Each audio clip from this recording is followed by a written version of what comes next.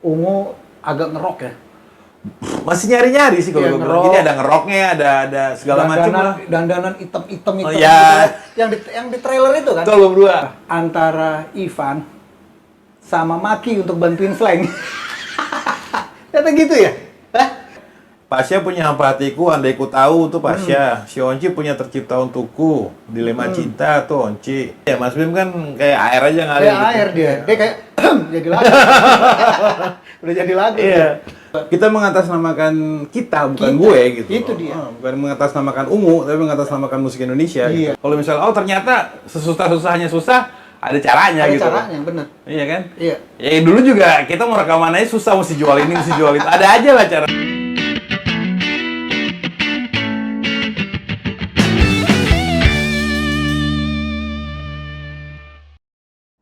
Jangan lupa subscribe, like, dan share. Gratis. Semoga hidup Anda tambah berkah. Amin.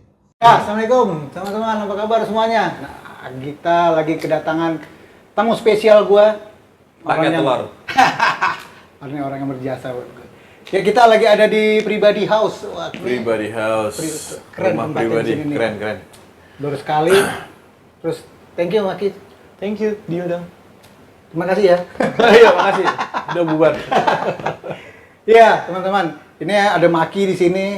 Kita berada dalam nasib yang sama di Iya. bumi ini. Iya. Sebagai pemain bass, pemegang groove dan rhythm di satu band. Yes. Maki ya. yang di belakang kenapa? Apa kabar Ki? Baik, alhamdulillah. Iya. Siap. Gimana? Udah lama banget ya kita nggak ketemu. Lumayan, terakhir di TV One itu Di kan. TV One ya? Iya. Jadi teman-teman, mungkin nggak baik yang tahu kalau Maki ini adalah orang yang sangat support gue untuk di album Lagi Sedih Slang, Iya. ya kan? karena pada saat itu di foto tuh lagi pada sepi, gue sama Maki sama ada beberapa teman yang lain yang kita masih di situ ya, Ki. Masih sama Wawan, Sama Wawan. sama Ferry. Iya, sama Ferry, Iya. masa sama ada Welly juga, Welly, ya, iya. gitu ya. Ada Edmond ya. Ya, ada Penyot. Another basis. Iya. Jadi kalau teman-teman tahu di lagu Tong Kosong kan tuh ada video klipnya. Terus gua sok-sok berdiri di atas ampli pakai bass Warwick. Nah, itu punyanya Maki. Jadi di rekaman album Lagi Sedih itu Maki pinjemin gua bass. Kayaknya nggak satu deh lo pinjemin. Lo ada Dua. kasih Fender Jazz Bass ya. Yes, ya. Ntar gua rekaman pakai bassnya Maki gitu. Yang luar biasa. Gotong royong lah kalau di Potlot sih. Yoi. Gotong royong lah. Ini ada satu sebenarnya banyak hal-hal yang nggak orang tahu ya, banyak hal yang orang lain nggak tahu adalah Maki. Jadi gue juga baru tahu kemarin tuh gue ngobrol sama Masto. Ternyata waktu itu Masto bilang, jadi pada satu saat Bim nanya gue tentang mencari bass, Iya. bass Basis. pemain bass untuk Slang. Masto ditanyain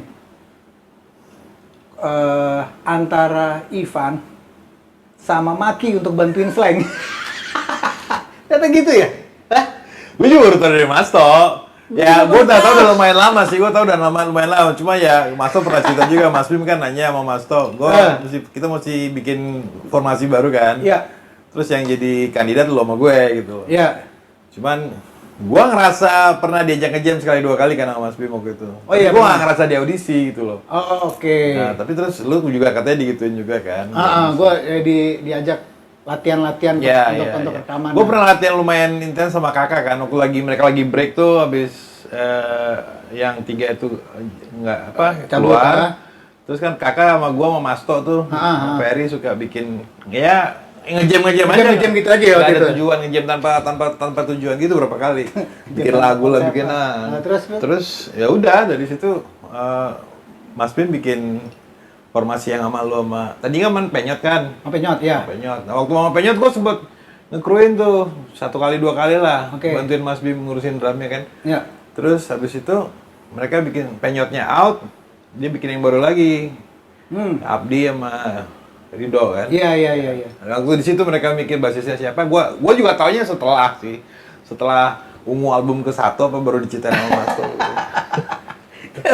Jadi kita punya latar belakang yang udah nyerempet-nyerempet sebenarnya di situ tuh. Udah interseksi. Tapi sebenarnya gue akhirnya baru sadar kenapa gue yang dipilih. Kenapa? Karena lo terlalu jago.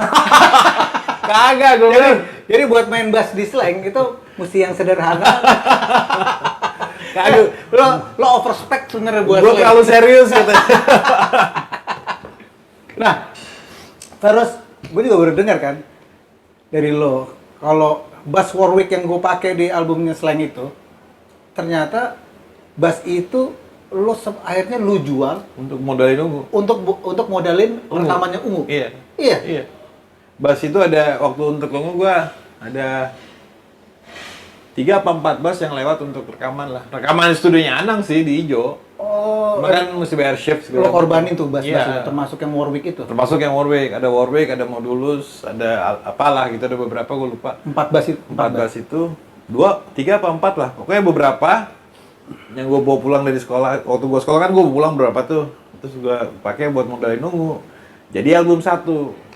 Tahun berapa tuh Ki? 98, 99 ya? 9899. Iya, pokoknya sebelum 2000 deh gue ingatnya. Bikin demo sama Indra, terus akhirnya rekaman di Anang, terus akhirnya jadi album pertamanya Ungu itu. Yang masih album perjuangan lah.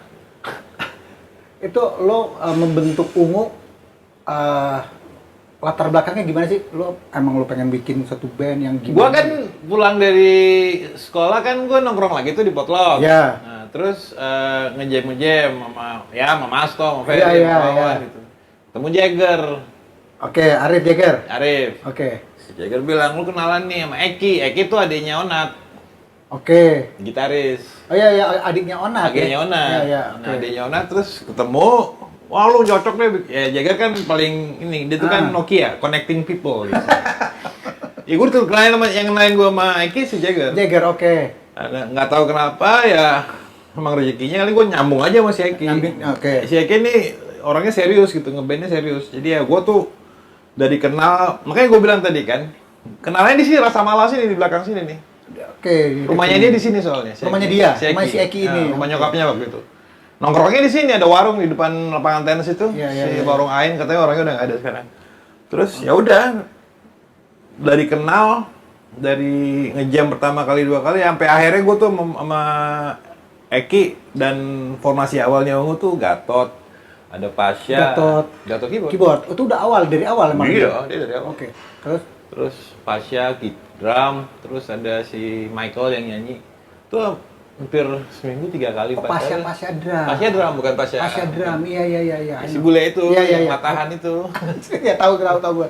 Tahu. Iya. Oke, terus. Ya udah, dari situ. Intinya yang kenalin gua ke Eki, yang mulai gua akhirnya kepikiran untuk bikin serius tuh karena gua dikenalin sama Eki yang masih Jagger. Masih Jagger. Terus udah tuh jadi si vokalisnya siapa tuh? Michael. Waktu anak Asisi. Oke. Suaranya keren banget tuh anak. Iya. Suaranya keren banget. Itu di album pertama langsung dia. Dari demo, gue bikin demo sama Indra di Harbut. Gue bikin demo sama Indra di Harbut, yang isi Michael tuh. Oke. Terus demo itu, tapi Michael satu dan lain hal ini cabut, diganti nama Pasha. Oh jadi album pertama udah Pasha. Udah Pasha. Tapi ya? waktu demonya Michael. Demonya dia. Nah.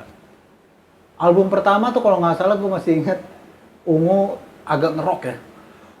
Masih nyari-nyari sih kalau Iya, gue bilang. Ini ada ngeroknya, ada segala macam lah. Dandanan hitam-hitam Oh, iya. gitu. Yang di trailer itu kan? Itu album 2. Album 2 ya? Album 2. Itu notice banget tuh sama itu. Gotik. Lagu melo tapi gotik. Oke, itu Ungu itu tercetus lu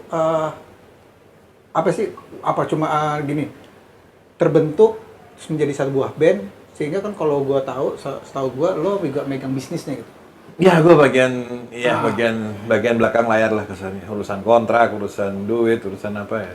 Itu dari awal lo Enggak, soalnya kalau mau dibilang rezekinya Ungu tuh dari awal kita tuh selalu punya songwriter yang kuat. Oke. Si Eki tuh songwritingnya Songwritingnya tuh, si Eki. Wah, kelas Bagus. tinggi lah, kelas tinggi. Oke. Terus datang Enda, datang Pasha, datang Onci. Itu masing-masing songwriter yang kuat sekali dalam, dan masing-masing punya karakter gitu kan. Oke. Nah jadi cuman kan kadang-kadang ngeband tuh kan basically kan harus dilihat sebagai bisnis juga gitu kan. Iya dong. Harus ada yang jagain urusan rumah tangganya lah kasarnya. Iya dong, harus betul. Nah karena gue udah punya, karena band ini sudah punya songwriter yang kuat, sudah punya yang menghandle musiknya gitu. Ya, harus ada yang handle sisi rumah tangganya. Ya, sistemnya ya. Sistem kerja lah, kontrak apa segala. Itu bagian gue emang dari awal. Itu dari awal, dari mulai album Dari mulai pertama. nama Ike juga urusan gitu-gituan gue. Lu emang itu. Oke. Ya, sampai ke sekarang ke bawah. Di antara bertiga itu yang lebih menonjol dalam songwriting siapa sih? Awal si Enda Onci Pasha. Iya. Tiga-tiganya tuh semuanya punya hits. Pasha punya Hampa Hatiku. Emang sama gitu ya. Pasha punya Hampa Hatiku, Andai Ku Tahu tuh Pasha. Si Onci punya Tercipta Untukku, Dilema Cinta tuh Onci. Enda ya Demi Waktu dan Kasih Gelap. Yang orang mungkin lebih tahu ya. Iya. Jadi kalau lu nanya siapa yang paling kuat, tiga-tiganya Tiganya kuat ya. Tapi karakternya beda-beda gitu loh. Iya. Cara mereka bikin lagu juga beda-beda tuh. Oke. Jadi ya rezekinya ini band lah kita punya 3 songwriter. Untuk lirik juga mereka mereka juga datang dengan lirik dan lagu. Oh gitu. Dan kalau gua yang mungkin teman-teman yang perhatiin nunggu juga, gua tahu kalau gua misalnya gua nggak dengerin, gua nggak tahu siapa yang ngarang nih. Karakternya Pasha gua tahu, karakternya Enda gua tahu, karakternya Onci gua tahu. Baik itu dari kata-kata maupun notasi ya. Caranya mereka bikin lagu ya. Dan gayanya mereka bikin lagu beda-beda gitu. Seru juga ya, berarti boleh dibilang. Kan kalau di lo ada Mas Bim sama Kakak bikin nggak sih? Kakak bikin juga. Bikin kan? Kakak bikin Iya. juga. Kakak bikin juga. Banyak kan Tapi di Mas Bim Bim kan? memang lebih banyak. Iya, Mas Bim kan kayak air aja ngalir. Kayak gitu. air dia kayak jadi lagu. Udah jadi lagu. Iya. Nah, gue punya 3 Bim.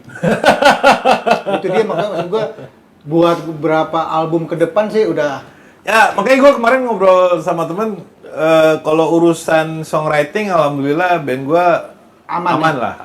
Jadi kembali lagi makanya PR-nya nih band sekarang bukan gimana, tapi maksud gue bukan di masalah musikalitas, Bukan di kreativitinya bukan ya? di kreativitasnya, insya Allah sih aman-aman aja. Aman-aman aja. Cuman sekarang orientasi nih band dengan kondisi yang kayak sekarang ini kita mau kemana? Mengelolanya gimana? Iya, mengelolanya gimana? Menyikapinya bagaimana? Dengan modal yang insya Allah oke ini, mau dibawa kemana nih band itu?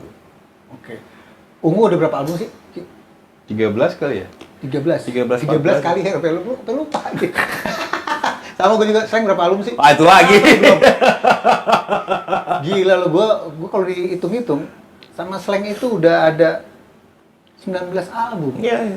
19 album, gue oke lagi. Iyalah. Wah, ya maksudnya kita juga ngeband gua aja udah 25 tahun, Slang udah berapa gitu kan? Gue 25 tahun juga. Iya, makanya. Karena kan kita kan mulainya bareng ya? Enggak, tapi kan mulainya bareng. sebelum itu Slang udah berapa Slang gitu. udah- Iya. Sebelum gua kuliah mereka udah bikin album. Gila. Cuma ya emang tugasnya kita bikin album kan? Iya. Produk kita kan album gitu loh. Iya.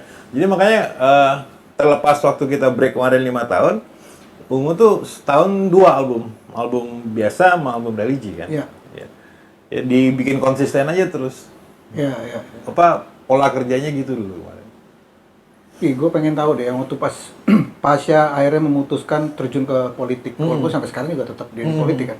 Tapi yang akhirnya boleh dibilang kan, itu dia yang lo bilang break 5 tahun. Itu lo gimana tuh pertama kali lo tahu itu dan menyikapinya seperti apa tuh? Itu kan lumayan agak berat ya. Gue sih kalau bahwa yang namanya Sigit Samsudin Said bakal masuk politik, dari hari pertama gue kenal dia, gue udah tahu. Karena dia kan lama sama gue ya. Ya. Dan memang dia orangnya bercita-cita untuk ke politik tuh bukan sesuatu yang baru gitu, bukan mentang-mentang gue Pasha Ungu gue main masuk politik, enggak. Dia tuh udah begitu ya, udah dari awal, dari gue kenal dia tahun 90-an akhir tuh dia sudah sangat memperhatikan hal kayak gitu karena keluarganya politisi semua katanya. Oh, memang dia Bapaknya, hidup dalam adiknya, ya, dalam cakrawala lingkungan seperti itu. Dan bahwa dia mau running tahun 2014 ya kalau nggak salah, 2016 tuh Pak. 2016 dia running tuh, gue udah tahu dari 2008 2009. Gue udah ngomong, Mas kalau misalnya ada kesempatan gue pengen ikut, ya silahkan gue bilang. Oh gitu. Karena gue tahu dia bukan bercanda gitu, bukan aja ngomong gitu. Karena memang dia punya cita-cita, dia punya bakat, dia bakat nggak usah diomongin lah ya. Emang ada visi apa? Visi emang udah visinya dia pengen jadi politikus, dan dari sini mau ke sini, dari sini mau ke sini. Gue bilang udah. Rencananya panjang. Memang dia sempat nanya terus ungunya gimana? Gue bilang ungunya sih, ungunya ya kemana-mana lah. Gue bilang di sini-sini aja. Gue bilang ya kita cari bentuk pada saat itu bentuknya seperti apa kita sesuaikan aja gitu. Ngeband kan nggak kayak kerja kantoran yang tiap hari mesti absen kan. Kapan kita mau kita naik, kalau nggak kita istirahat bisa aja gitu. Tapi kan tuh lumayan mengganggu jadwal dari band loh. Mengganggu nggak, karena kesepakatannya udah kita secara prinsip waktu itu kita break, tapi kalau ada kesempatan kita dalam waktu 5 tahun tuh gue bikin single, bikin apa masih jalan, manggung juga kadang-kadang masih jalan, cuma nggak seintens biasanya ya. Tapi kalau gue bilang break itu diperlukan karena untuk ngurangin pressure. Waktu sampai ke titik kita si Pasya Running jadi PNS itu kita kan hampir tiap hari manggung bos. Tanpa Pasya? Dengan Pasya. Oh dengan Pasya. Waktu itu sampai gaspol terus gitu kan. Oke. Kalau gue sih terus terang pada saat itu gue welcome banget break itu, karena bisa istirahat dulu bentar lah, turunin intensitas lah ya kasarnya. Oke. Dan yang terjadi waktu itu kalau gue bilang nggak di gue doang, di anak-anak yang lain juga membuka kesempatan untuk nyoba yang lain gitu loh. Onci bikin solo, Enda bikin solo, Roman produce dangdut, gue coba balik ke bisnis lagi gitu. Kan. Jadi ya lu 20 tahun ngerjain hal yang sama, either jadi monoton, lu nya jadi nggak asik ditonton gitu kan. Lalu tiap hari manggung kan yang nonton kelihatan kalau lu nggak enjoy gitu kan. Kalau gue bilang tuh break yang sangat welcome kalau gue ya. Jadi gue bisa istirahat dulu, gue naruh bass dulu di rumah, gue nyoba yang lain, gue naik gunung, gue naik sepeda, gue jalan-jalan gitu. Anak-anak kan bikin masing-masing bikin sendiri. Jadi pas ketemu fresh lagi gitu loh. Itu emang penting ya. Akhirnya gitu ya. Nah kalau sekarang ini gini, musik ini di Indonesia kan iklimnya, menurut gue ya, masih belum terlalu menjanjikan banget karena perlindungan terhadap haknya kan masih hak terhadap hak cipta ya. Baru ini aja kan, baru kemarin ada undang-undang gitu baru aja. Maksud gue lu kan di musik dan lu juga memegang bisnis juga. Nah, maksudnya di luar bisnis musik, ada nggak sih bisnis lain yang lo geluti?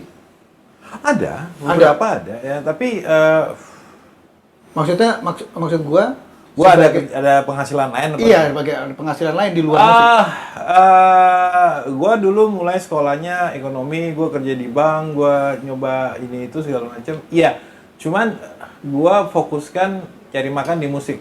Karena dari awal itu kita di Ungu mempola gimana caranya kerjasama kita sama label misalnya kayak sama Trinity gitu kan, kerjasama kita sama IO dan segala macam tuh yang win-win gitu kan. Dalam arti kata sebenarnya kayak lo bilang tadi bener nggak bener tuh, kalau lo ngandelin royalti, kalau lo nggak jagain susah. Iya. Emang harusnya betul. Kalau gue karena tugas gue ngejagain itu dari awal, alhamdulillah ini band nggak pernah masalah soal royalti gitu. Bener apa enggaknya secara aturan dari awal kita udah menikmati yang namanya royalti kan. Karena alhamdulillah band gua label gua oke gitu. Si Trinity tuh fair sama kita gitu. Open-openan lah segala macam. Lo salah satu owner di Trinity? Enggak. Gua sama foundernya Trinity, Pak Andi sama Pak Adi kan emang awalnya Trinity dibikin kan salah satu bandnya Ungu. Jadi kita sama-sama gede lah. Tapi lo bukan sebagai bagian dari Trinity. Cuman kerja sama gue sama Trinity itu ya open lah karena gue audit, gue komunikasi mengenai segala macam. Opennya dia semuanya. Gue bisa cek bukunya kapan kita perlu dan segala macam. Gitu. Jadi kalau gue nggak tahu, gue ngerti yang lo ngomongin soal teman-teman yang lain royaltinya begini. Yes, memang ada masalah itu. Memang nggak semua label seterbuka itu mungkin ya. Iya. Kalau lo punya akses kan untuk akhirnya Trinity. Bukan gue punya akses, gue bikin akses itu. Gue komunikasikan dari awal sama teman-teman di Trinity. Bisnisnya gini ya, kontraknya gini ya. Gue punya hak niat buku lu loh.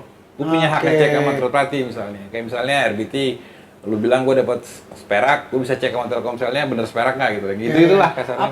Hal apa yang lu akhirnya bisa mendapatkan keleluasaan untuk itu? Sebenarnya kan Lu open aja dari awal. Keleluasaan itu kan bisa juga dieksplor juga kan. Ini yang gue bilang teman-teman, ya sorry gue bukan sok tahu atau gimana, kadang-kadang suka agak lalai soal bagian itunya tuh. Kontrak nggak dibaca.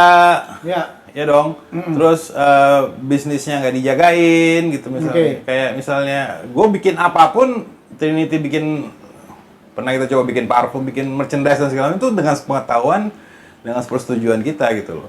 Dan hitung-hitungannya dari awal udah dibuka, nih ngitungnya gini ya, bagian lu segini, bagian gue segini gitu loh. Dan gue punya hak untuk ngejagain hitungan itu, misalnya gue audit tiap bulan atau segala macam tuh ada gitu. It's simple business sebenarnya, cuman mesti dijalanin gitu loh.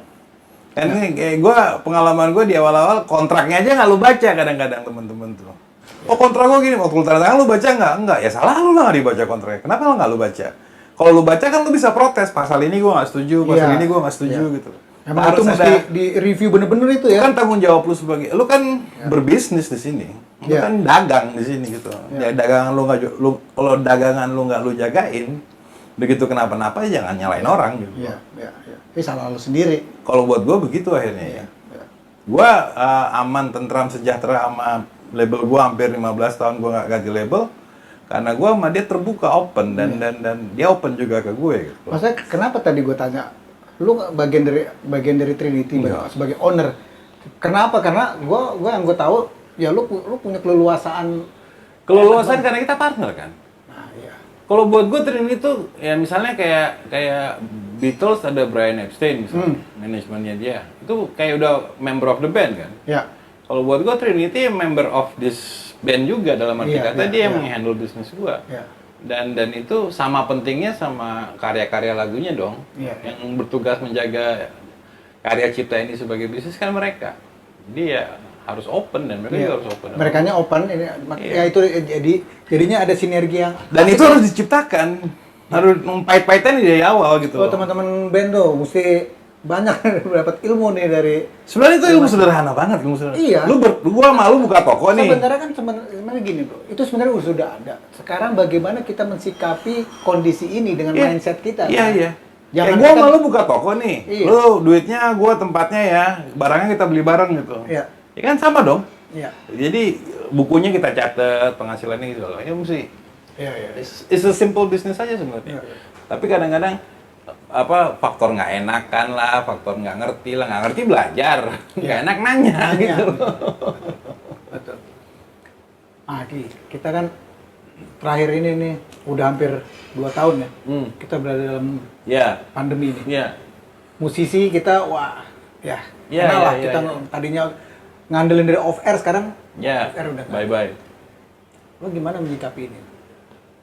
Ya alhamdulillah kalau dari Ungu sih kita punya katalog lumayan sehingga ada sedikit penghasilan dari royalti yang berjalan lah ya. Dengan royalti ya. Dan kan tapi semua keadaan tuh gue bilang ada solusinya. Pasti ada solusinya. Kayak contoh kayak kan salah satu caranya kita survive bikin live streaming kayak yang malu kemarin tuh. Itu juga solusi. Nah, gua rasa yang belum ketemu bener sekarang tuh format yang pakemnya untuk dunia musik, untuk live show itu mungkin live streaming, tapi yang paling menghasilkan yang seperti apa? Ini kita lagi nyari. Semuanya lagi nyari. Dan mau nggak mau, kalau buat gue tuh tantangannya jadi tantangan menarik karena setiap zaman lah kita ngeband kan udah lama ya. Setiap zaman tuh ada tantangannya kan. Zaman dulu kita bikin CD dibajak gitu kan. Kita manggung resikonya mesti travel, nggak boleh pulang gitu kan. Nah, tantangannya hari ini yaitu lu nggak bisa travel, lu nggak bisa jualan CD dan kaset, lu main di online begitu ceritanya, lu main di TV begitu ceritanya. Nyikap. Ya, kalau mau dilihat sebagai masalah, ini memang masalah, tapi kalau gue ngeliat masalah ini untuk diselesaikan, bukan untuk disesali gitu. Bukan untuk dikeluh kesahkan gitu. Kalau lu keluh kesah, nggak ada solusi. Solusinya mungkin misalnya dulu bisa dapat 10, tapi dengan kondisi sekarang lu cuma dapat 5, tapi itu solusinya. Jalanin dulu. Gimana caranya si 5 ini jadi 10 lagi gitu kan. Tapi lu harus jalanin, jangan dikomentarin doang gitu. Iya, betul. Percuma gitu, nggak nolong, nggak nyelesain masalah gitu. Betul. kalau gue dengan sekarang ini kondisi ini, ya itu dia. Kondisi ini emang bener harus tepat, menyikapinya harus tepat gitu. Yeah. Jadi kalau gue ngelihat ini adalah sesuatu yang asik banget. Maksudnya? Pandemi ini buat gue tuh asik banget. Karena apa? Karena ini seru. Seru untuk bagaimana mensikapi, gimana kita untuk mecahin problemnya gitu kan. Itu dia. Iya. Jadi gue menerima hal ini, wah ini keren nih. Hikmahnya apa yang paling keren? Kita akhirnya banyak kolaborasi. Iya. Kolaborasi sama orang, gotong royong sama ini. Dan ini mereka semuanya suffer. Iya. Semuanya suffer. Iya. Dan baru bisa kita menjadi bersama-sama membuat solusi pada saat kita bersama. Iya. Iya kan? Jadi komunitas tuh harus jadi lebih kental jadi kalau itu dia. Solusinya solusi bersama. Solusi bersama. Karena suatu hari akan ada 1 atau 2 band, nggak mungkin lo, mungkin gua, mungkin teman-teman yang lain yang ketemu resep barunya industri musik. Nah, itu yang kalau resep baru itu ketemu, semuanya kan dapat nanti. Iya betul. Semuanya dapat. Betul. Ya satu hal yang mungkin mesti kita kedepankan sekarang ini, kebersamaan tuh mesti dikedepanin lagi. Iya, Karena yang pengisi industri ini nasibnya sama semua. Benar. Jadi kita cari solusi yang buat semuanya juga gitu. Iya. Karena ya Indonesia gede, Bos. Iya. Tenang, Bos. Karena gini, kayak misalkan nih kita ngomong kosong aja. Misalkan gua datang ke salah satu pihak yang kira-kira bakal bisa memberikan solusi. Gua datang. Tapi akan beda datangnya misalkan kalau gua datangnya sama lu. Oke, iya. Sebagai Iya. Jadi ada perwakilan dari movement. Iya. Setuju. Itu dia maksud gua. Kita mengatasnamakan kita, bukan gue gitu. Itu dia. Bukan mengatasnamakan ungu, tapi mengatasnamakan musik Indonesia. Iya. Gitu. Udah cukup mewakili menurut gua. Karena apapun ceritanya, apapun kondisinya, apapun masanya, musik tuh tetap diperlukan dan tetap akan ada tuh. Cuma mencari bentuk barunya aja apa gitu. Iya. Ya kan dulu orang bilang, capek lah bikin CD dibajak mulu gitu. Capek lah manggung nggak pulang-pulang. Lu kadang-kadang suka nggak mensyukuri apa yang ada depan mata lu ngandai-ngandai yang nggak ada. Kalau gue yang depan mata gue apa, selesainya gimana, hasilnya ntar dulu deh. Yang penting gue jalanin dulu, pasti ada hasilnya lah. Iya. Sedikit banyaknya tuh tergantung input lu apa gitu. Iya betul. Dan itu dia tadi dengan kebersamaan terhadap permasalahan kita menghadapi dengan bersama, gue yakin sih akan ada solusi. Pasti ada. Akan ada solusi. Mau besok, mau bulan depan, mau tahun depan pasti ada. Pasti. Ya, gitu. Kalau gue sih, gue nggak terlalu kayak lu bilang, oke lah gue ada bisnis di luar ungu, tapi intisari fokus gue tuh di gimana caranya musik ini jalan terus. Musiknya. Ya bukan kalau musiknya jalan, ungu pasti jalan. Pasti gitu. jalan ya. Slang pasti jalan. Ya karena kita udah memutuskan bahwa inilah core-nya kita. Iya, ini core kita di sini. Iya kan, kita dikenalnya juga karena ini. Iya, dan kalau misalnya gue bisa, lu, gua semua bisa cari solusi masalah yang hari ini ada di depan mata kita, itu semua pencapaian lagi buat kita kan. Itu yang bisa kita tinggalin ke adik-adik kita lah. Iya, itu legasinya kita. Iya, benar. Kalau misalnya ternyata sesusah-susahnya susah, ada caranya gitu. Ada caranya, benar. Iya kan? Iya. Ya dulu juga kita mau rekaman aja susah, mesti jual ini, mesti jual itu. Ada aja lah caranya gitu loh. Iya. Mungkin karena kita udah ngalamin bikin dari nggak ada jadi ada, begitu ada tuh rasanya nggak mungkin nggak ada solusi sih. Ya, optimis aja. Karena pilihannya apa? Lu kalau nggak optimis, lu mau apatis lu nggak nyelesain apa-apa. Benar. Solusinya, tapi dulu biasa dapat 1 juta, sekarang cuma dapat 500.000. Ya tapi daripada nol. Iya, daripada nggak sama sekali.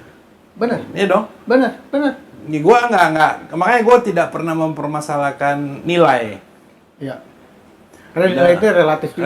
Ya. Dikit banyaknya tergaya 10 juta buat orang yang foya-foya dikit, 10 juta buat orang yang hemat bisa hidup 3 bulan, misalnya gitu ya. Jadi kalau misalnya sekarang ya, penghasilan gua turun, ya lu kurangin lifestyle lu lah. Iya. Kurangin gaya hidup, lu biasa makan tiap hari di luar, lu masak deh di rumah gitu kan. Sesuaikan lah, menyesuaikan dengan kondisi, sambil nyari solusi. Betul. Setuju banget. Makanya pandemi ini yang ngegiring gue untuk akhirnya gue didorong sama pandemi untuk keluar dari zona nyaman gue. Harus. Dari kursinya gue biasa itu. Jadi supaya gue keluar, gue bisa dapat cakrawala yang lain lagi. Harus. Dan ini asik nih, menantang. Iya. Gue bisa ini. Iya. Ya alhamdulillah kita kondisi kita, ya kita dari satu sisi lu di slang, gue di ungu, kan kita ada pencapaian lah ya, Iya, itu udah sampai ke titik tertentu. Iya. Dan tapi kembali lagi setiap masa itu ada cara kan. Masa itu caranya begitu. Caranya begini ya. Masa kemarin caranya begitu. Nah sekarang masa ini caranya apa nih, belum ketemu sih. Iya. Lagi nyari, lu lagi nyari, gue lagi nyari, yang lain juga lagi nyari gitu. Kalau gue udah ambil kesimpulan bentuknya udah dapat gue. Apa tuh? Kesimpulan bentuknya gotong royong. Oh itu pasti ya. Iya. Tapi konkretnya ini macam-macam. Gambaran besarnya harus kerjasama. Harus kerjasama. Harus nggak Harus, bisa enggak. nggak Jadi bisa udah kita nggak. udah ketemu nih polanya, emang harus kerjasama. Siapa klik Iya. solusi. Iya. Gue udah Ayo bikin dong. Ini enak nih. Ngobrol langsung solusi nih kita nih, asik. Maki, kita nih tanpa bukan sadar nggak sadar, terima nggak terima, kita ini besar karena fans. Ya iyalah, itu mah bukan pertanyaan itu. Iya kan? Iya, itu kenyataan. Ini kenyataan. Iya. Apa sih nilai fans buat lo? Tanggung jawab gini loh. Seperti apa Kalau komunikasi lo sama mereka? Kalau fans itu kan basically soul-nya, kalau kita band lah ya. So, jiwanya band itu di fans. Selama kita bisa mengasih sesuatu yang mereka apresiasi, selama itu pula kita relevan gitu kan. Makanya salah satu PR-nya di Ungu tuh adalah gimana caranya kita selalu relevan, bentuknya harus ada selalu yang baru dari kita gitu kan. Bahwa kemarin kita istirahat 5 tahun, itu pun kita komunikasikan ke fans kita mau break dulu karena ini ya Pasya ya apalah ceritanya. Tapi itu pun mereka mesti sabar. Kemarin waktu gua ngobrolin lagi, mereka balik lagi semua, alhamdulillah gitu. Tapi fans itu mesti diajak ngobrol, nggak boleh. Itu fans itu bagian dari eksistensi kita kan. Betul. Kalau nggak ada fans, kalau nggak ada yang merhatiin lu nothing gitu. Iya. Tapi kalau lu diperhatiin ya lu tahu diri juga, kalau lu diperhatiin lu feedbacknya harus enak gitu ke mereka gitu kan. Kalau gue sih lebih akhirnya kadang-kadang mereka tuh kayak partner juga. Ini enak gak lagunya ya? Ini enak gak? Gue kalau gini gimana? Kalau gue gitu gimana gitu? Oh lo itu ya, lo libatkan mereka ya Kadang-kadang ya dalam beberapa untuk khususnya soal untuk kreatif gitu. Ya, kreatif. Oh ya, oke. Kadang-kadang ada listening party lah, apalah yang gitu-gitu lah. Oh, oke. Tapi intinya mereka bagian penting dalam keberadaan Ungu kan, ya keberadaan semua band lah. Iya, pasti. Tapi masing-masing band punya cara komunikasi sendiri. kan, iya. Interaksinya beda-beda. Interaksi, Ya gue ketolong banget sama sosial media sih. Wah, sosial media mah gokil. Ya yang nggak enak sama yang nggak enak, tapi dia tetap ada manfaatnya. Ada feedback lah, ada interaksi kan. Yang interaksi dulu kan kita masih bisa manggung ke kotanya dia, ketemu dia. Sekarang nggak bisa, tapi ada sosmed gitu. Ya. Komunikasinya masih kejaga. Masih ini ya. Iya. Oke. Lu yang fans lu nggak ada matinya. Itu dia makanya. Gue selalu berpikir kita besar, kayak lu bilang kan, band pasti besarnya karena fans. Iyalah. Yang mengapresiasi, yang ngebeli apa semuanya ya fans. Iya. Gitu. Sekarang ya itu dia kayak bilang, timbal balik apa yang kita mesti kasih ke mereka. Kalau gua nomor satu sih kita tetap kasih karya yang mereka suka gitu kan, yang mereka apresiasi gitu. Itu nomor satu tanggung jawabnya band sama fansnya adalah konsisten berkarya kalau gue bilang. Setelah itu ada perintil-perintil yang lain, mereka bikin fans club, kan itu konsekuensi dari bahwa lu masih dianggap relevan oleh mereka gitu loh. Oke. Mereka bilang nih band masih asik, masih nyambung ke gue, masih apalah namanya gitu. Nah, tapi ya nomor satunya gue harus tetap bisa berkarya yang mereka terima gitu kan. Oke. Karena berarti lu bikin apa yang dia pasti suka, apa lu enggak bikin juga. aja lo enggak juga. Enak apa enggak kan, lo telan deh gitu enggak. Kan kalau Ungu, Slang juga dan beberapa temen yang lain juga kita kan udah punya karakter ya. Iya. Karakternya Ungu tuh begini gitu loh. Berarti yang lu suka kan karakter Ungunya. Ya mungkin dari kitanya dari segi kreatifnya menjaga karakter dan mengembangkan karakter itu yang sesuai sama genre-nya lah apa namanya. Ya. Tapi ya sesuatu yang baru terus gitu loh. Oke. Kenapa gue suka kolaborasi, kenapa gue suka jamming sama orang lain, karena nyari ide-ide baru terus, tapi tetap dalam karakternya. Dalam karakternya, oke. Terus si Ungu ini secara fans club diatur ya, di manage. Mereka mengatur diri sendiri ternyata. Oh gitu. Kita ada asistensi dari kita, cuma mereka punya ya kayak Slang lah, ada Slanker Solo, Slanker ini. Iya. Kalau kan ada Clicker Solo, ada Clicker Jogja, ada Clicker Tarakan. Dan semuanya itu Namanya apa? Clickers. Ungu Clickers. Oh, Ungu Clickers. Kalau lu kan Slankers, Iya, kalau gua Ungu Clickers. Ungu Clickers. Ya. Ada sekitar berapa jumlah mereka? Kemarin yang resmi di database kita ada 300 ribuan ya. 300 ribuan? Wow, gede kan. Gede. Dan mereka itu punya korlap, punya seragam, ya? bikin sendiri. Ya, bikin ini bagus sih kan, gue bilang ya. Oke. Jadi kalau datang kadang-kadang kita mau libatin mereka di produksi gitu-gitu. Asisnya dari lu palingan cuman tetap komunikasi. Komunikasi. Kadang-kadang mereka bikin program sendiri kayak kemarin ada di Banjarmasin apa Samarinda ya. Salah satu Clickers itu jadi anggota DPR. Oh iya. Dan dia bikin baksos. Minta izin pakai atribut ungu. Ya dengan senang hati gue bilang silakan aja. Gue mau mengatasnamakan Ungu Clickers untuk baksos itu. Terima kasih gue bilang. Thank you banget gue bilang. Ya kayak gitu. Jadi permutasinya kadang-kadang nggak kepikiran sama lu kan. Bahwa mereka punya ide AIWO dan kita nggak mau ngebatasin selama positif sih sikat aja gue bilang. Iya. Ya, mereka udah punya nyawanya sendiri lah kasar gue istilah. Bukannya lo dia ya apa namanya kan salah satu contoh kasusnya fan club yang gede banget kan ya selain OI, Slankers, siapa lagi gitu loh. Yang akhirnya mereka metamorfosis jadi organ sendiri yang kadang-kadang di luar kontrol kita juga kan. Walaupun sebenarnya kita tetap punya tanggung jawab moral sama mereka. Oh ya, selama dia bawa nama Clickers, selama dia bawa nama Ungu, ya makanya gue pesen kita sih ke mereka selama mengatasnamakan Ungu Clickers, satu positif, dua kalau kita bisa dilibatin gitu. Oke. Karena itu darahnya kita tuh gitu ya. Darahnya kita. Bensinnya kita, inspirasinya kita juga, benar. Karena soalnya gitu gue udah tahu manggung nggak ditonton orang rasanya gimana. Itu dia, benar. Maki, harapan lo sama Ungu ke depannya gimana? Sama ditambah lagi dengan kondisi pandemi. Iya. Yang pasti yang tantangan buat akhirnya bukan buat Ungu, buat kita semua sih hari ini adalah mencari bentuk industri musik ini secara bisnisnya, secara struktur organisasi dan bisnisnya itu bentuknya kayak apa sih di dunia digital ini, di dunia di mana orang tuh masing-masing punya suara kan. Kalau dulu kan lu tergantung apa yang ada di TV, apa yang ada di radio kan. Sekarang kan apa yang ada di handphone lu. Kontrolnya 1000% di lu gitu. Gimana caranya kita masih bisa relevan di kondisi yang kayak gini. Gua ngomong kemarin di salah satu podcast temen yang lain, PR Ungu dan PR kita semua tuh gimana caranya masih tetap relevan di kondisi yang akan datang, karena kita terus terang belum tahu kondisinya kayak apa kan. Bentuk berikutnya dari industri musik ini kan belum ajek lah. Dan tumbuh terus masalahnya Ki. Pasti. Ya kan, pak. Nah, gimana caranya gue hari itu masih relevan gitu. Itu tantangan buat Ungu kalau buat gue dan buat kita semua kalau gue rasa. Nah itu masih nyari nih. Kalau lu bilang nyarinya bareng-bareng, ya kita cari bareng-bareng. Tapi ujung-ujungnya pasti udah nggak mungkin pasti digital. Oh iya, itu yang no questionnya digital.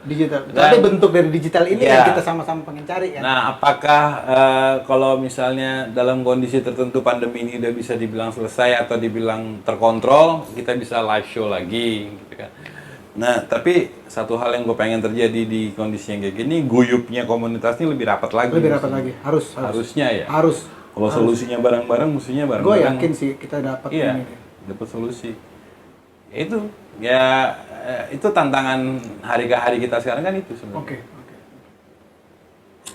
Siap. Maki, thank you banget. Wah. Thank you. Gila, kita banyak dapat ilmu dari Maki. Guru kali ya.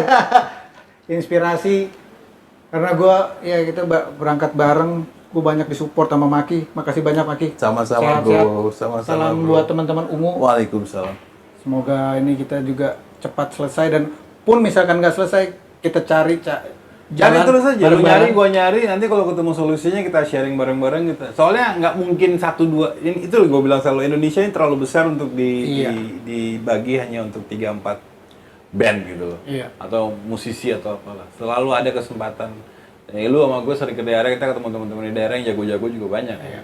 Kita harus buka jalan buat mereka juga gitu. Yang enak tuh nyari, kalau lo nyari sendiri, ya oke, tapi nyarinya sendiri-sendiri. Tapi kalau kita mencari dan menemukan bersama itu yang Iya. Karena kita sama-sama ngerti masalahnya. Iya.